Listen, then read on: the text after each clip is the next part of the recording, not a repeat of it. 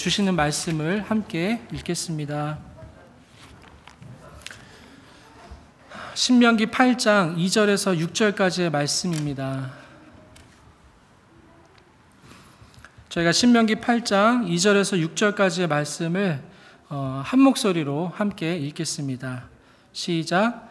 내 하나님 여호와께서 이 40년 동안에 내게 광야길을 걷게 하신 것을 기억하라. 이는 너를 낮추시며 너를 시험하사 내 마음이 어떠한지 그 명령을 지키는지 지키지 않는지 알려 하심이라. 너를 낮추시며 너를 줄이게 하시며 또 너도 알지 못하며 내 조상들도 알지 못하던 만나를 내게 먹이신 것은 사람이 떡으로만 사는 것이 아니요 여호와의 입에서 나오는 모든 말씀으로 사는 줄을 네가 알게 하려 하심이니라.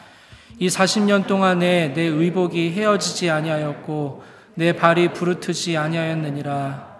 너는 사람이 그 아들을 징계함 같이 내 하나님 여호와께서 너를 징계하시는 줄 마음에 생각하고 내 하나님 여호와의 명령을 지켜 그의 길을 따라가며 그를 경외할지니라. 아멘. 우리 3절의 말씀을 저희 한 번 더 같이 읽겠습니다. 시작. 너를 낮추시며 너를 줄이게 하시며 또 너도 알지 못하며 내 조상들도 알지 못하던 만나를 내게 먹이신 것은 사람이 떡으로만 사는 것이 아니요 여호와의 입에서 나오는 모든 말씀으로 사는 줄을 네가 알게 하려 하심이니라. 아멘. 자리에 앉으시겠습니다. 오늘은 2024년의 마지막 주일입니다. 이제 이틀만 더 있으면 현재 우리가 살고 있는 2024년은 지나간 과거가 됩니다. 올 한 해를 되돌아보면 저와 여러분 각자에게 여러 가지 기억들이 있을 것입니다. 그 모든 걸음을 지나온 저와 여러분은 오늘 이 예배 자리에서 올 한 해도 우리와 함께 하셨던 하나님의 손길을 기억하면서 감사의 예배를 주님께 드립니다. 우리가 돌아보면 그냥 저절로 된 것들이 하나도 없고 우리 하나님 아버지의 친절하고 온유한 손길이 저와 여러분을 그때마다 지키시고 이끄셨다는 사실을 깨닫게 됩니다. 흔히 우리가 과거를 돌아볼 때 그것을 부정적으로 바라보는 경우가 있고 또 긍정적으로 바라보는 경우가 있습니다. 부정적으로 바라보는 경우는 주로 후회하거나 또 실망하거나 자책하는 행동과 연결되는 반면에 우리가 그 과거를 긍정적으로 바라보면 그 과거를 통해서 저희는 교훈을 얻고 또 성장하거나 그것이 감사와 연결되곤 합니다. 특히 성도는 과거를 돌아봄을 통해서 하나님 앞에 우리가 지금 어떻게 바로 서야 할지에 대해서 배워야 합니다. 지나간 2024년을 되돌아보면서 하나님의 말씀 앞에 우리가 올바르지 못했던 부분들을 기억하고 다가오는 2025년을 새롭게 결단하고 기도하는 시간이 각자에게 필요합니다. 특히 저와 여러분이 특별하게 과거를 돌아봐야 하는 부분은 하나님과의 동행입니다. 동행하는 가운데 하나님을 신뢰하지 못하고 또 힘든 시기 때마다 불평하고 원망했던 것들을 반성하고 회개하면서 우리가 가져야 할 올바른 자세를 배워야 하는 줄 믿습니다. 반면에 모든 것이 번창하고 또 번성했던 시기에는 우리가 교만에 빠져서 하나님을 무시하고 잊어버리고 살지는 않았는지 우리는 돌아봐야 합니다. 동행이라고 하면 우리는 보통 자기 중심적으로 하나님이 내 길에서 어떻게 함께 하셨는지에 대해서만 생각하기가 쉬운데 반대로 우리가 하나님의 길, 즉 그분의 뜻과 그분의 말씀에 우리가 어떻게 동행했는지가 우리가 돌아봐야 할 더 중요한 자세입니다. 이러한 삶이 예수님께서 말씀하시는 먼저 그의 나라와 그의 의를 구하는 삶의 모습일 것입니다. 물론 하나님께서는 그렇게 하지 못하는 연약한 우리를 내팽개치시는 분이 아니고 또 끝까지 우리 안에서 말할 수 없는 탄식으로 또 강구하시고 책임지시고 동행하시고 인자하시고 자비로우시게 우리를 이끌어 가시는 하나님이십니다. 이렇게 과거에 대한 반성과 성찰은 기억이라는 것을 통해서 이루어집니다. 하나님의 백성은 기억하는 백성입니다. 또 하나님께서도 그분의 백성과 맺은 그 약속과 언약을 절대로 잊지 않고 기억하십니다. 기억하라는 권고와 이 명령이 성경에 많이 등장하는데 특히 구약 성경의 5번째 책인 신명기에서 우리는 확인할 수 있습니다. 하나님께서 이스라엘 백성들을 430년간 애굽의 종살이에서 구원하셔서 그들을 광야로 이끄시고 또 그들과 함께 약속의 땅 가나안을 향해 나아가는 과정에서 하나님이 그들과 동행했던 사실을 결코 잊어버리지 말고 기억하라는 이 모세의 장엄한 경고의 메시지를 저희는 신명기를 통해서 들을 수 있습니다. 이러한 기억하라는 메시지는 출애굽한 이스라엘 백성에게만 해당하는 것이 아니라 올 한 해를 돌아보고 또 마무리하는 저와 여러분에게도 매우 필요하며 또 하나님의 은혜로 구원받은 성도가 항상 마음에 새겨야 하는 말씀입니다. 올 한 해도 하나님과 동행하는 가운데 우리가 반드시 기억해야 하는 부분이 무엇인지 그리고 다가오는 새해에도 역시 우리가 항상 기억하며 살아야 하는 것이 무엇인지 오늘 말씀을 통해서 함께 살펴보기를 원합니다. 오늘 함께 읽은 신명기의 말씀은 이 구약성경 맨 앞에 위치한 5번째 책, 즉 모세오경 가운데 마지막 책으로 약속의 땅 가나안을 앞에 두고 이스라엘 백성들에게 다시금 하나님의 말씀과 율법을 상기시키면서 선포하는 매우 중요한 책입니다. 신명기서는 그 다음에 이어지는 책들인 여호수아, 사사기, 사무엘서, 열왕기서와 같이 이스라엘 전체 역사의 옳고 그름을 평가하는 매우 중요한 기준이 되는 말씀입니다. 신명기서를 처음부터 끝까지 관통하고 있는 매우 중요한 메시지 중에 하나는 바로 기억하는 백성이 되라는 것입니다. 애굽에서 나온 이스라엘 백성은 40년간 광야에서 생활하며 하나님께 많은 범죄를 저질렀습니다. 끝없이 원망하고 또 불평하며 하나님과 그분이 세운 지도자 모세를 향해서 대적했던 것을 저희는 알 수 있습니다.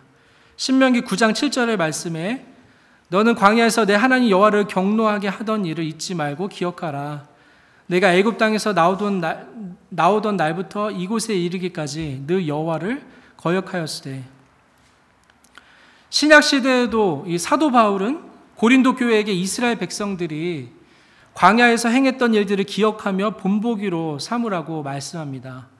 고린도전서 10장 9절에서 11절의 말씀을 읽겠습니다. 그들 가운데 어떤 사람들이 주를 시험하다가 뱀에게 멸망하였나니 우리는 그들과 같이 시험하지 말자. 그들 가운데 어떤 사람들이 원망하다가 멸망시키는 자에게 멸망하였나니 너희는 그들과 같이 원망하지 말라. 그들에게 일어난 이런 일은 본보기가 되고 또한 말세를 만난 우리를 깨우치기 위하여 기록되었느니라. 이처럼 이스라엘 백성을 비롯한 저와 여러분은 기억하는 백성이어야 하는데 우리는 기억하지 않을 때 자연스럽게 빠지게 되는 마음의 상태가 바로 교만이라는 것입니다. 교만의 사전적 정의를 살펴보면 겸손함이 없이 잘난 체하여 방자하고 버릇이 없음을 일컫는 말이라고 설명하고 있습니다. 이것은 인간 사회에서 이 상호 간에 가질 수 있는 마음의 상태인데 정말 무섭고 우리가 경계해야 할 부분은 하나님께 이러한 교만의 마음을 갖는 것입니다. 바로 하나님을 향해서 겸손함이 없이 잘난 체하고 방자하고 버릇이 없는 그 마음의 태도를 갖는 것을 저희는 경계해야 합니다. 오늘 우리가 함께 읽은 본문 신명기 8장의 마지막 부분 이 19절에서 20절은 이렇게 결론을 내리고 있습니다. 내가 만일 내 하나님 여호와를 잊어버리고 다른 신들을 따라 그들을 섬기며 그들에게 절하면 내가 너에게 증거하노니 너희가 반드시 멸망할 것이라. 여호와께서 너희 앞에서 멸망시키신 민족들 같이 너희도 멸망하리니 이는 너희가 너희의 하나님 여호와의 소리를 청종하지 아니함이니라. 이 말씀은 하나님의 구원으로 애굽에서 나온 이스라엘 백성들이 만약에 다른 신들을 섬기면 반드시 멸망할 것이다 라는 엄중한 경고입니다. 이 말씀을 보면 이 우상 숭배의 시작은 하나님을 잊어버리는 데서 시작한다는 것을 알 수 있습니다. 다시 말해서 너희가 여호와를 잊어버리면 너희는 반드시 멸망할 것이다 라는 말씀과 같습니다. 이것은 결국 여호와를 잊어버리면 받게 되는 형벌일 수도 있지만, 무엇보다 본질적으로 창조주 하나님에 의해서 지음받은 이 사람이라는 존재 자체가 창조주를 잊어버리고 떠나게 되면 그 영혼이 죄로 인해서 스스로 멸망할 수밖에 없는 존재라는 것을 말해줍니다. 사람이 여호와의 소리를 청종하지 않고 여호와를 잊어버리면 본질적으로 그 영혼이 죄 가운데 스스로 멸망할 수밖에 없습니다. 보통 사람은 자신이 힘겨울 때는 마음이 가난하여서 하나님을 의지하고 찾기도 하지만, 아무런 부족함이 없다고 느끼거나 또 형통할 때 하나님을 잊어버리곤 합니다. 우리는 전자를 겸손이라고 하고 후자를 교만이라고 말할 수 있겠습니다. 교만과 겸손은 모두 마음의 상태를 가리키는데, 특히 교만이라는 마음의 상태는 범사에 하나님을 배제시켜버리는 그 특징을 갖고 있습니다. 신명기 8장 17절의 말씀에 그러나 내가 마음에 이르기를 내 능력과 내 손의 힘으로 내가 이 재물을 얻었다 말할 것이라. 이러한 교만한 마음의 태도는 더 적극적으로 하나님을 배제시켜버리는데, 이것이 시편에 잘 표현되어 있습니다. 시편 4절 말씀에 악인은 그의 교만한 얼굴로 말하기를 여호와께서 이를 감찰하지 아니하신다 하며 그의 모든 사상에 하나님이 없다 하나이다. 또 시편 10장 11절에 보시면 그가 그의 마음에 이르기를 하나님이 잊으셨고 그의 얼굴을 가리셨으니 영원히 보지 아니하시리라 하나이다. 이처럼 범사에 하나님을 인정하지 않는 것이 이 교만한 마음의 상태입니다. 따라서 오늘 본문의 앞뒤로 모세가 이스라엘 백성들에게 계속해서 경고하고 가르치고 있는 것은 그들이 광야를 떠나 약속의 땅 가나안에 들어가서 풍요로워질 때 교만한 마음으로 하나님을 잊어버리지 말라는 당부의 말씀입니다. 이렇게 범사에 하나님 앞에 가지고 있는 교만한 인간의 마음은 인류 역사 가운데 항상 있어 왔으며 또 시대마다 굵직한 사상으로 발전해서 지금도 여전히 여러 가지 모습으로 나타나고 있습니다. 그러한 여러 사상들을 살펴보면 신의 존재를 부정하는 무신론이나 또 신의 존재를 인정하지만 세상을 창조한 신은 더 이상 이 세상에 관여하지 않는다라고 말하는 이신론, 그리고 또는 공산주의와 진화론의 기초가 되고 또 모든 존재와 현상을 눈에 보이는 물질로 설명하려고 하는 유물론, 또는 자본주의 사회에서 인간의 자유를 극대화하고 물질로 자신의 가치와 정체성을 확립하려고 하는 물질 만능주의가 오늘날을 살아가고 있는 사람들의 마음을 사로잡고 있습니다. 이러한 사상은 여전히 많은 국가들을 지배하고 있고 또 현대인들의 생각에 뿌리 깊게 박혀 있습니다. 그들의 마음과 생각에는 더 이상 창조주를 인정하거나 그분의 섭리와 다스림을 받아들이는 겸손한 마음이 존재하지 않습니다. 이와 같은 하나님의 자리를 치워버리고 또 그 존재를 부정하며 그가 행하신 일을 기억하지 않는 이 현 시대에서 성도는 지금도 여전히 그분의 능력의 말씀으로 만물을 붙들고 계시는 하나님을 기억하는 자들입니다. 기억하지 않을 때 교만에 빠지는 것처럼 반대로 우리는 기억할 때 겸손할 수 있습니다. 그렇다면 구체적으로 무엇을 기억해야 하는지에 대해서 오늘 본문에서 가르쳐주고 있습니다. 가장 먼저 기억해야 할 것은 2절의 말씀처럼 내 하나님 여호와께서 이 40년 동안에 내게 광야 길을 걷게 하신 것을 기억하라는 것입니다. 여기서 기억하라의 목적격을 취하는 것은 이 40년간 걸어온 그 모든 길입니다. 그런데 그 길 가운데 하나님께서 이스라엘 백성들에게 하신 것들이 있는데 바로 그들을 낮추시고 또 시험하신 것입니다. 그것에는 목적이 있습니다. 바로 그들의 마음에 있는 것을 알기 위해서, 즉 하나님의 말씀을 지키는지 지키지 않는지를 알려 하심이라 말씀하십니다. 마음에 어떠한 것이 있는지가 너무나도 중요합니다. 잠언 4장 23절에도 말씀합니다. 모든 지킬 만한 것 중에 더욱 내 마음을 지키라. 생명의 근원이 이에서 남이니라. 이 마음의 상태와 생명이 직결되어 있다는 것입니다. 따라서 우리는 신체의 모든 부위를 통틀어서 우리는 마음을 가장 신중하게 지켜내야 합니다.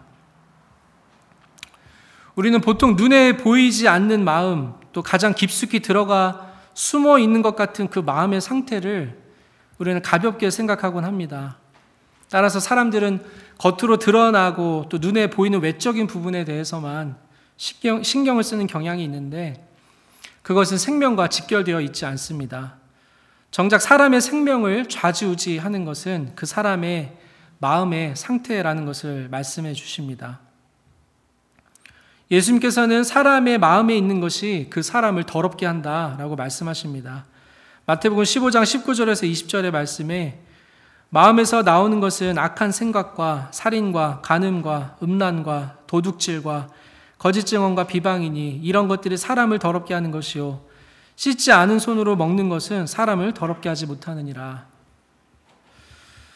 따라서 광야에서 하나님께서도 이스라엘 백성의 그 마음을 살펴보는 것이 매우 중요하셨습니다. 왜냐하면 생명과 직결되기 때문에 그렇습니다.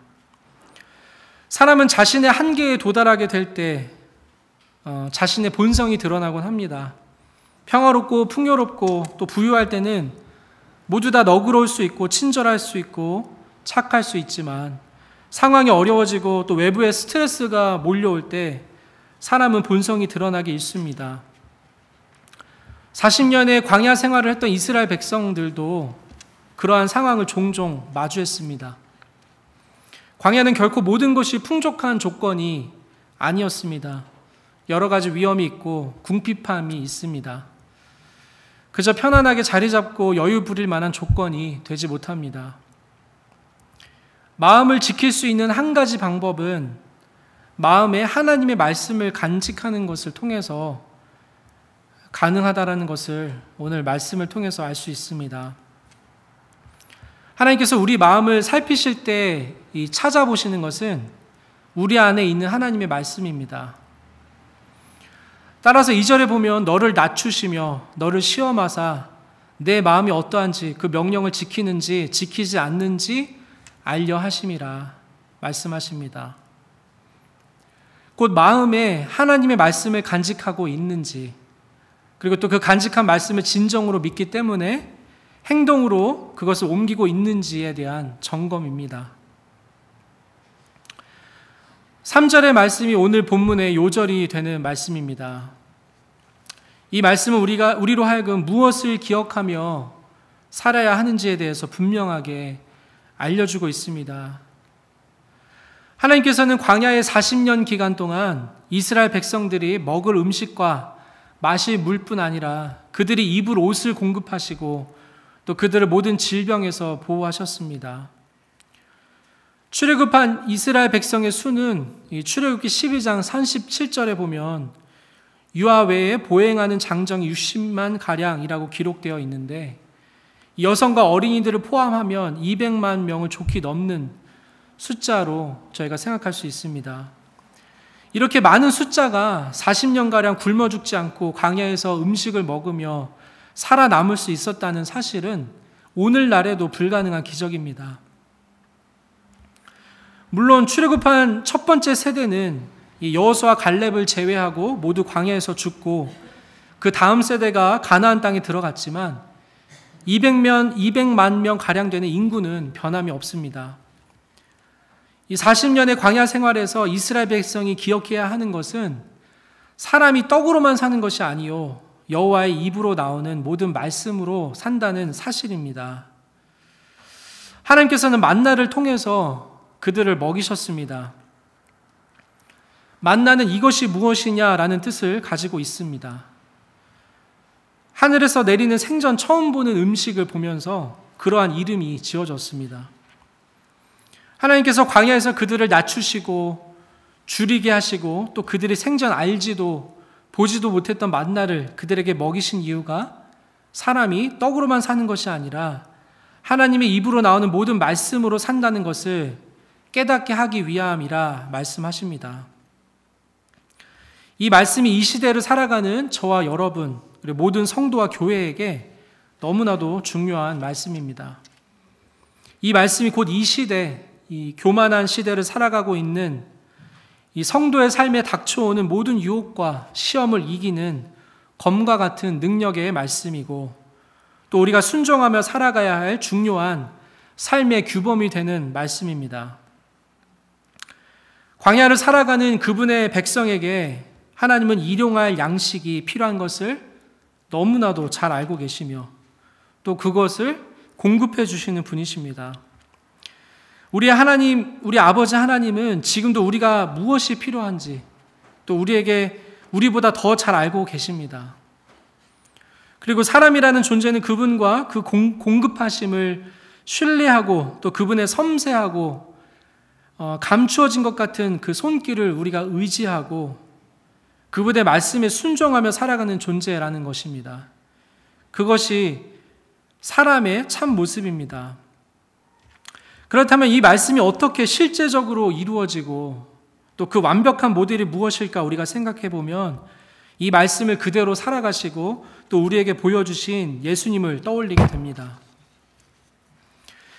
예수님은 공생애를 시작하시기 전에 광야에서 40일간 금식하신 후에 사단에게 시험을 받습니다. 그리고 첫 번째 시험에서 오늘 우리가 함께 살펴본 말씀을 선포하시면서 그 시험을 이기십니다. 마태복음 4장 2절에서 4절의 말씀을 읽겠습니다. 40일을 밤낮으로 금식하신 후에 줄이신지라 시험하는 자가 예수께 나와서 이르되 내가 만일 하나님의 아들이어든 명하여 이 돌들로 떡덩이가 되게 하라. 예수께서 대답하여 이르시되 기록되었으되 사람이 떡으로만 살 것이 아니요 하나님의 입으로부터 나오는 모든 말씀으로 살 것이라 하였느니라 하시니, 우리는 이 말씀을 자세히 묵상하면 사람이 떡으로만 사는 것이 아니라 여호와의 입에서 나오는 모든 말씀으로 산다는 것이 무엇을 의미하는지 알게 됩니다. 예수님은 40일을 밤낮으로 금식하셨습니다. 그분은 완전한 인간이시고 또 완전한 하나님이시기 때문에 우리와 같은 인간의 몸을 입고 계시며 또 우리와 같은 신진대사를 갖고 계십니다. 때문에 40일을 금식하신 예수님이 그 느끼셨을 배고픔과 그 쇠한 기력은 극에 달하셨을 것이라고 저희는 예상합니다. 그런 예수님께 시험하는 자, 곧 사단이 찾아와서 돌들로 떡을 만들어 먹으라고 합니다. 정말 끝내주는 타이밍입니다. 우리와 같은 인간의 몸으로 40일 동안 굶주리신 예수님께서 지금 가장 필요한 것을 사단은 들이밀고 있습니다. 만약에 예수님에게 돌들로 떡을 만드는 능력이 없었다면 그것은 절대로 예수님에게 시험이 되지 않았을 것입니다. 사단도 예수님이 그러한 능력을 가지고 있다는 것을 알고 있었고 또 그것이 예수님에게 시험이 된다는 것을 충분히 알고 있었기 때문에 그것으로 예수님을 시험하고 있는 것입니다. 만약에 제가 예수님과 같은 상황에 있었다면 저는 머뭇거릴 필요도 없이 당장 돌들을 명하여서 떡으로 만들어 먹었을 것 같습니다. 왜냐하면 40일 금식도 성공적으로 잘 마쳤겠다. 배도 너무 고프겠다. 그리고 자신에게 그러한 능력이 있다는 것을 증명하면서 그러한 기적을 행하면서 내가 바로 하나님의 아들이다라는 것을 보여줄 수 있는 아주 좋은 기회처럼 보이기 때문에 그렇습니다. 하지만 그럼에도 불구하고 예수님은 한치의 망설임도 없이 그것을 단번에 거절하셨습니다. 하나님을 배제하고 또 하나님의 방법과 그 손길을 무시하고 자신의 방법과 자신의 힘으로 하기를 거절하셨습니다. 왜냐하면 떡도 중요하지만 더 중요한 사실, 즉 사람이 떡으로만 사는 것이 아니라 하나님의 입으로 나오는 모든 말씀으로 사는 존재라는 것을 기억하셨기 때문에 그렇습니다.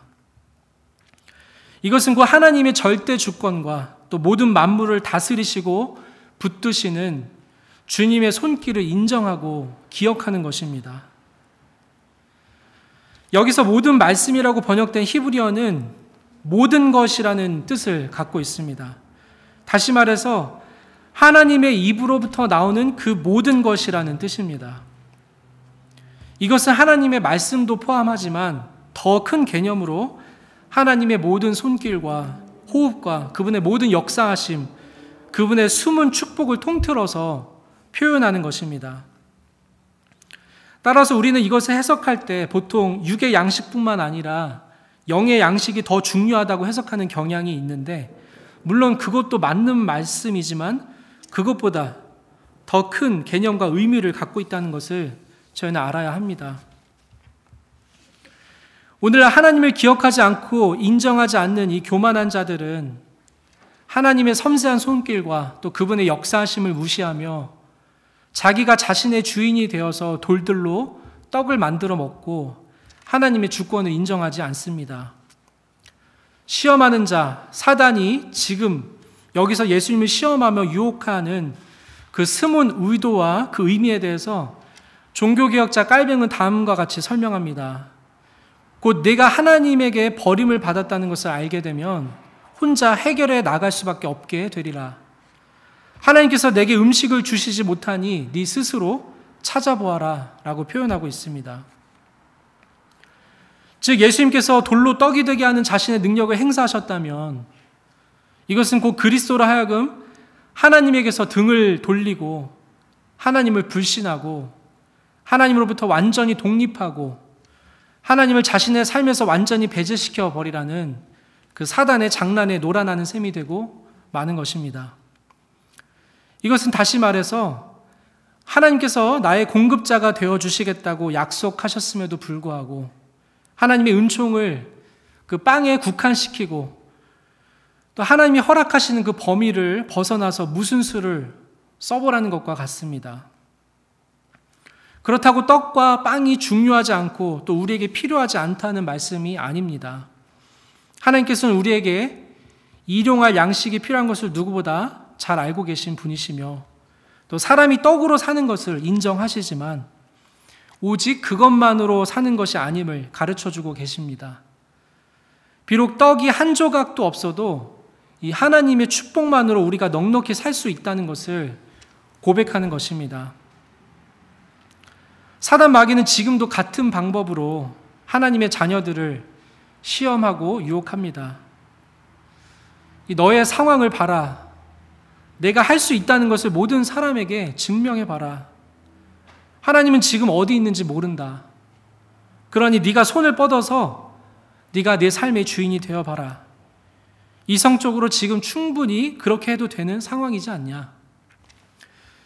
이 모든 사단의 유혹과 시험을 이기는 길은 오직 하나, 우리 마음에 있는 하나님의 말씀인 것을 예수님께서 몸소 보여주셨습니다. 광야에서 하나님이 우리에게 찾으시는 것도 바로 우리 안에 있는 하나님의 말씀입니다. 하나님의 말씀 없이 사단과 싸우는 것은 치열한 전쟁의 한복판에서 아무런 무기도 없이 맨몸으로 전장에 나가는 것과 다름이 없습니다. 광야 가운데 하늘에서 내리는 만나를 먹음으로 또 이스라엘 백성의 몸에 각인되었던 사실은 사람의 생명이 빵에 국한되어 있지 않고 하나님의 명령과 뜻에 달려 있다는 사실입니다. 하나님의 입에서 나오는 모든 말씀이라는 것은 곧 모든 만물과 피조물에 대한 하나님의 돌보심을 뜻합니다. 우리를 먹여 살리는 것은 빵이지만 우리가 누리는 생명을 그 빵 자체에 돌리는 것은 잘못이라는 사실을 말씀하고 있습니다. 그것은 하나님께서 그 빵을 통해 불어넣어 주시며 또 우리를 살게 하시는 숨은 은혜 때문임을 알아야 합니다. 이것은 더 나아가서 지금 우리의 음식으로는 빵을 사용하시는 하나님이시지만 하나님께서 하시기로 작정하시면 우리의 생명을 위해서는 또 다른 방법도 강구하실 것이라는 이야기도 됩니다. 따라서 성도는 이러한 하나님의 절대 주권과 또 그분의 충분한 그 능력의 손길 아래 범사에 하나님을 인정하며 기억하는 사람들이어야 합니다. 본문 4절과 5절에서 우리는 더 자세하게 하나님이 어떠한 분이시며 또 어떻게 40년 동안 이 광야길을 걷게 하셨는지를 알 수 있습니다. 4절에 보시면 이 40년 동안에 내 의복이 헤어지지 아니하였고 내 발이 부르트지 아니하였느니라 되어 있습니다. 우린 이 말씀을 보면 마치 이스라엘 백성이 옷 한 벌과 또 신발 한 켤레로 40년 동안 버텼다고 생각하지만 더 중요한 강조점은 하나님의 공급하심과 또 그분의 온유하고 친절한 성품에 있습니다. 물론 하나님께서는 이스라엘 백성들이 물리적으로 옷 한 벌과 신발 한 켤레로 40년을 버틸 수 있게 하실 수 있지만 또 그것보다 우리가 주목해야 할 것은 옷이 한 벌이든 두 벌이든 수십 벌이든 간에 하나님께서 40년 동안 그들의 생명을 붙드시며 부족함 없이 그들의 필요를 공급하셨다는 것입니다. 또 하나님께서는 그들의 발이 부르트지 않게 하셨습니다. 물론 이스라엘 백성이 먼 거리를 이동함에도 불구하고 그들의 발이 부르트지 않게 해주실 능력이 하나님께 있지만 더 중요한 것은 그들의 발이 부르틀 정도로 강제로 그들을 이동시키지 않으셨다는 것도 포함합니다. 그만큼 하나님의 친절하고 따뜻한 성품을 알게 됩니다. 하나님은 사랑이십니다. 사랑은 관계적인 용어이고 또 철저하게 자유의지에 의존하고 있는 단어입니다. 만약 누군가가 자신을 사랑하기 위해서 혹은 자신이 누군가를 사랑하기 위해서 억지로 무력으로 무언가를 행한다고 하면 그건 더 이상 사랑이라고 말할 수가 없습니다. 사랑은 철저하게 그 사람의 자발성에 의존하고 있는 마음의 상태입니다. 하나님께서는 이런 인간의 철저한 자유의지를 침해하지 않으시며 또 인간의 자발적이고 자원하는 마음에서 나오는 사랑을 기뻐하시며 절대로 인간을 무력이나 강압으로 조종하는 분이 아니십니다. 얼마나 하나님께서 인간에 대해서 오래 참으시는지 우리는 상상조차 할 수도 없습니다. 5절의 말씀에서 하나님께서 이스라엘 백성의 아버지가 되심을 말씀합니다. 징계라고 하는 것은 이 부모와 자녀의 관계에서 행해지는 것이고 또 적합한 교육과정 전체를 포함하는 단어입니다.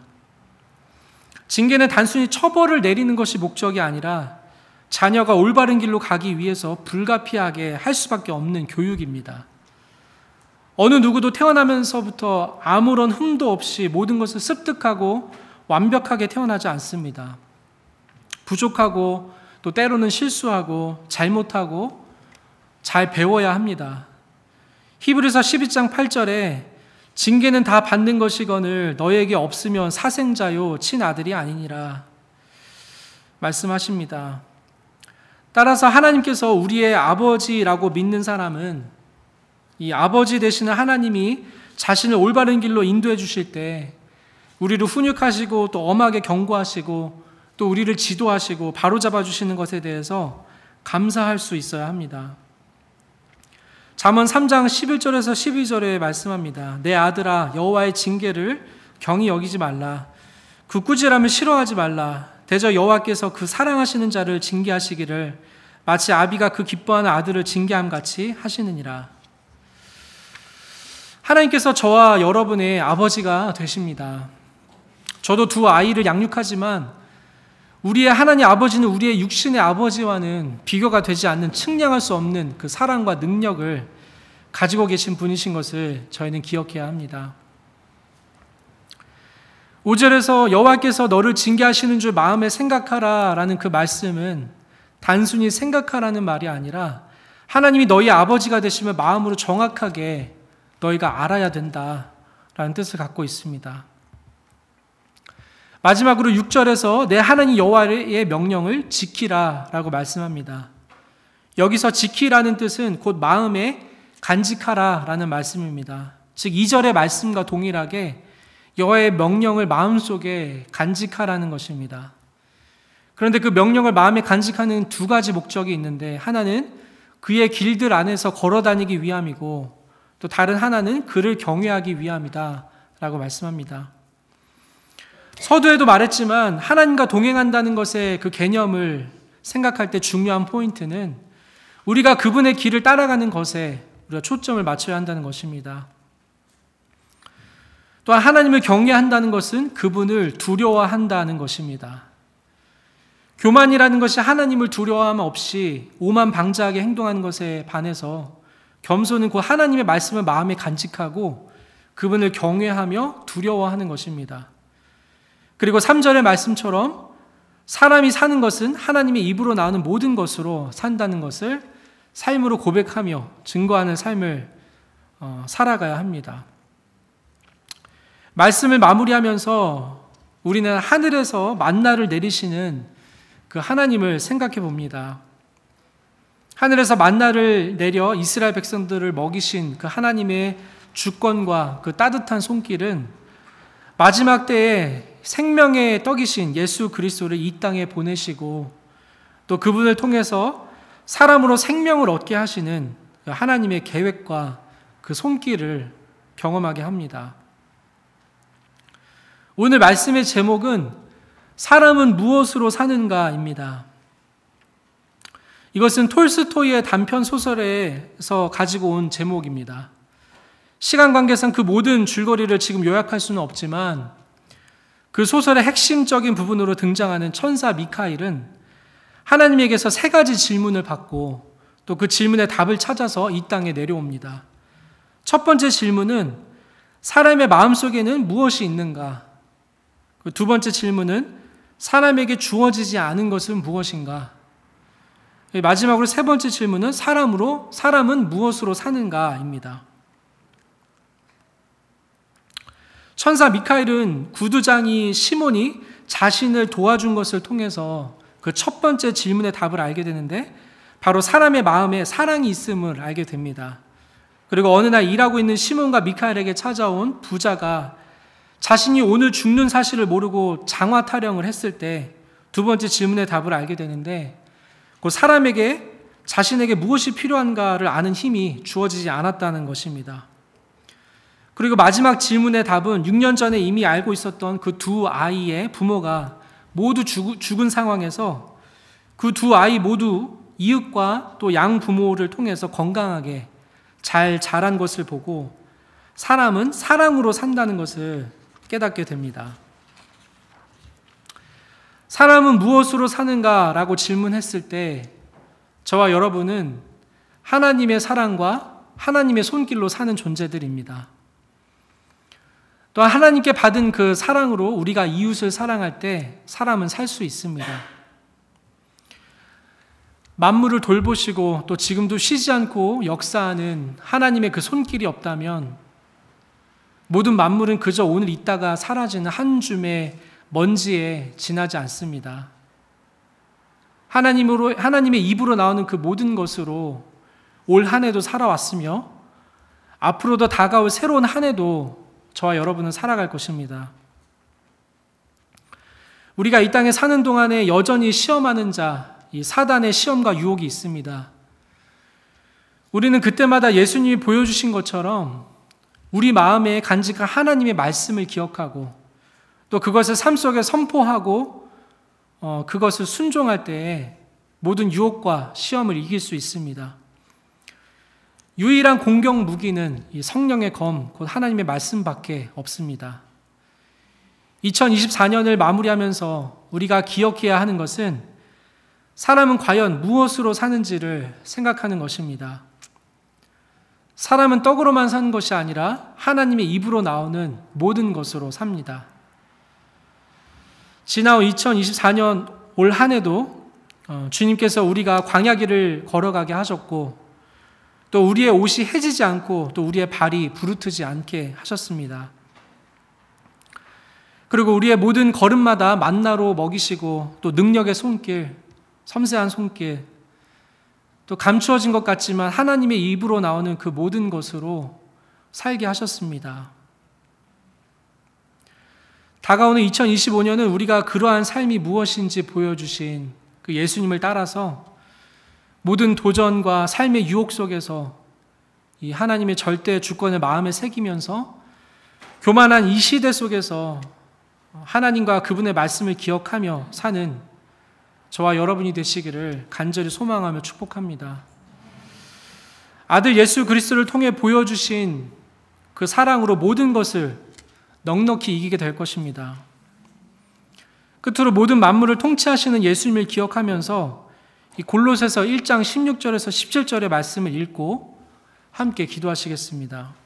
골로새서 1장 16절에서 17절에 만물이 그에게서 창조되되 하늘과 땅에서 보이는 것들과 보이지 않는 것들과 혹은 왕권들이나 주권들이나 통치자들이나 권세들이나 만물이 다 그로 말미암고 그를 위하여 창조되었고 또한 그가 만물보다 먼저 계시고 만물이 그 안에 함께 섰느니라. 아멘. 오늘 주신 말씀을 기억하시면서 우리 함께 기도하시겠습니다. 주님 감사합니다. 주님의 공급하시는 손길로 또 만물을 살리시는 그 주님의 영과 호흡으로 살아왔음을 저희가 이 시간 함께 고백합니다. 다가오는 새해도 사람이 떡으로만 사는 것이 아니라 하나님의 입으로 나오는 모든 말씀으로 산다는 것을 증거하며 살아가는 우리의 삶이 되도록 우리 함께 같이 기도하시겠습니다.